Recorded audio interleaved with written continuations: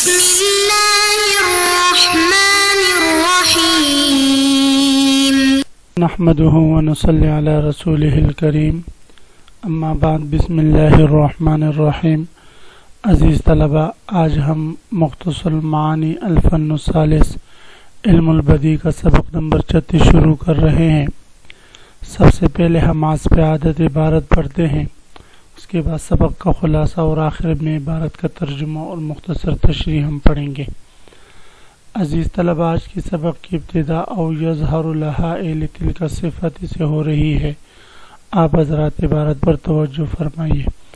او یظہر لہا لتلک صفت علت غیر العلت المذکورۃ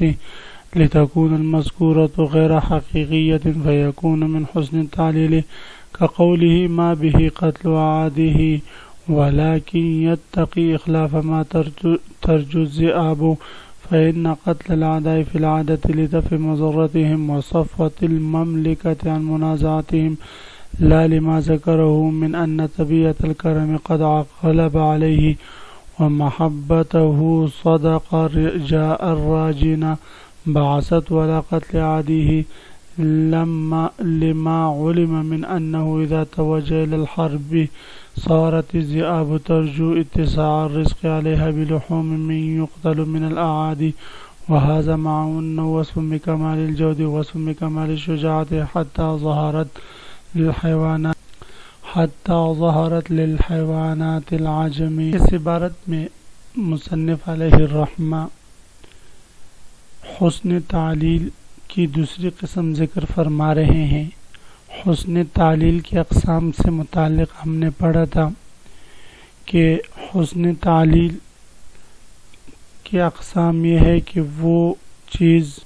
یعنی وہ وصف جس کے لیے علت مناسبہ کا دعویٰ کیا گیا ہے، وہ وصف یا تو خود ثابت ہوگا اور یا جو ہے اس کو ثابت نہ ہوگا اور اس کو ثابت کیا جائے گا یا ثابت کرنے کا قصد کیا ہوگا۔ اگر وہ خود ثابت ہو تو پھر دو حال سے خالی نہیں، اس کے لیے جو علت ہیں وہ عرف عام اور عادت میں معروف ہوگی یا غیر معروف ہوگی۔ اگر عرف عام میں اس کی وہ علت غیر معروف ہو، یعنی کوئی وصف کوئی حکم بغیر علت کے تو ہو نہیں سکتا، البتہ اس کی علت کبھی معروف ہوگی کبھی غیر معروف۔ اگر اس کی علت عرف عام میں غیر معروف ہو تو اس کی مثال ہم پڑھ چکے ہیں اور یہ حسن تعلیل کی پہلی قسم بنتی ہے۔ تو آج ہم دوسری قسم یعنی وصف ثابت ہو اور اس کے لیے جو حقیقی علت ہے وہ بھی اس کا واضح ہو اور عرف عام میں اظہر ہو واضح ہو، لیکن متکلم اس معروف علت کو چھوڑ کر کسی اور چیز کے بارے میں علت ہونے کا دعویٰ کرتا ہے، جس کی وجہ سے اس کا یہ کلام حسن تعلیل میں شامل ہو جاتا ہے۔ تو مصنف علیہ الرحمہ یہ حسن تعلیل کی دوسری قسم اور اس کی مثال ذکر فرمائیں گے، جیسے ما به قتل عادیہ ولکن یتقی اخلاف ما ترجو الذئاب، نہیں ہے اس سے کوئی غرض اپنے دشمنوں کو قتل کرنے سے، ولیکن یتقی اخلافا، لیکن وہ بچتا ہے اس امر کے خلاف کرنے سے، ما ترجو الذئاب، جس کی امید کرتے ہیں بھیڑیے۔ تو اس میں جو قتل اعداء کی جو حقیقی علت ہیں وہ ہے ان کے مضرتوں سے بچنا اور مولوں کو ان کی جنگ و جدال سے محفوظ کرنا، خالی کرنا، یہ اصل علت ہے اور لوگوں کو یہ علت معلوم بھی ہے دشمنوں کو قتل کرنے کی، لیکن مصنف علیہ الرحمہ نے اس معروف علت کو چھوڑ کر دشمنوں کو قتل کرنے کی ایک اور علت کی طرف اشارہ کیا ہے، اور وہ یہ ہے کہ میں دشمنوں کو اس وجہ سے قتل کرتا ہوں کہ بھیڑیے جو ہے وہ اپنے خوراک کی مجھ سے امید لگائے بیٹھے رہتے ہیں۔ تو اس وصف کو جو ہے علت کے طور پر بیان کرنے کی کوشش کی، اگرچہ حقیقت میں یہ علت نہیں۔ تو فرماتے مصنف علیہ الرحمہ او یظہر لہا لتلک صفت یا تو اس صفت کے لیے یعنی اس حکم کے لیے ظاہر ہوگا علت غیر العلت المذکورۃ، علت مذکورہ کے علاوہ کوئی دوسری اور حقیقی علت اس کی وہ ظاہر ہوگی، لتکون المذکورۃ غیر حقیقیت، تاکہ یہ جو مذکور ہیں یہ غیر حقیقی ہو جائے، فیکون من حسن تعلیل، اور یہ حسن تعلیل کی اقسام میں شامل ہو جائے، کا قولی، جس طرح کہ متنبی کا یہ شعر ہے، ما به قتل اعادیہ، اپنے دشمنوں کو قتل کرنے سے اسے کوئی سروکار نہیں، ولیکن یتقی اخلاف ما ترجو الذئاب، لیکن وہ اس کے خلاف کرنے سے بچتا ہے بوجہ اس کے کہ جو بیڑیوں نے اور درندوں نے اس سے امید لگائی رکھی ہے، فإن قتل الأعداء فی العادۃ لدفع مضرتهم، اب اگر حقیقی معنی اور حقیقی علت پر غور کیا جائے، دشمنوں کا قتل کرنا عرف عام میں عادت میں لدفع مضرتهم، ان کے مضرت کو دفع کرنے کے لیے ہے، وصفت المملکۃ عن منازعتهم، اور ملک کو ان کے جنگ و جدال اور ان کے خرافات سے خالی کرنے کے لیے ہوتا ہے، لا لما ذکرہ، نہ کہ اس وجہ سے جو مصنف علیہ الرحمہ یا شاعر نے ذکر کیا ہے، من ان طبیعت الکرم قد غلب علیہ، کہ اس پر جو ہے طبیعت کرم غالب آ گئی، و محبتہ صدق رجاء الراجینہ، اور بیابان کے بیڑیے جو آپ کے جانب سے رزق ملنے کی امید لگائی بیٹھے ہیں، ان کی اس امید کو ثابت کرنے کی محبت قتل اعداء کا سبب ہے، ومحبتہ صدق رجاء الراجینہ، اور امید لگانے والوں کی امید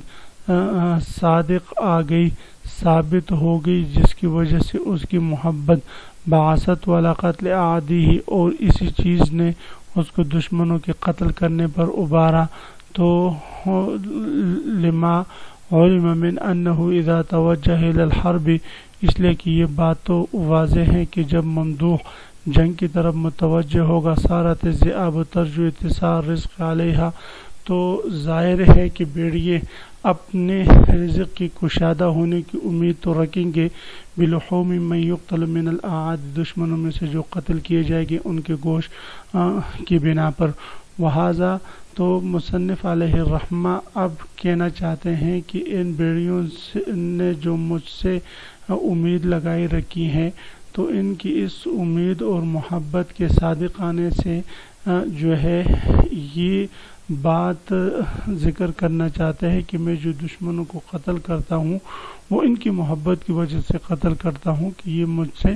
اپنی روزی کی امید لگائے رکھے رہتے ہیں۔ تو اب اگرچہ یہ حقیقی علت نہیں ہے لیکن انہوں نے اس کو علت بنانے کی کوشش کی ہے۔ وَهَذَا مَعَ أَنَّ وَصْفٌ بِكَمَالِ الْجُودِ،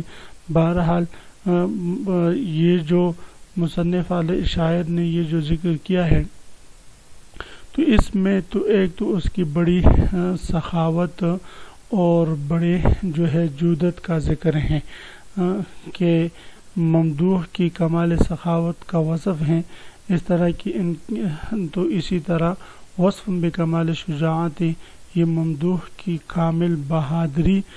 کی بھی جو ہے ایک وصف ہے، علامت ہے، حتی ظہرت للحیوانات العجمی، اسی وجہ سے اس کی یہ وصف اپنے کمال ہونے کی وجہ سے، کامل ہونے کی وجہ سے جو ہے گونگے حیوانات پر بھی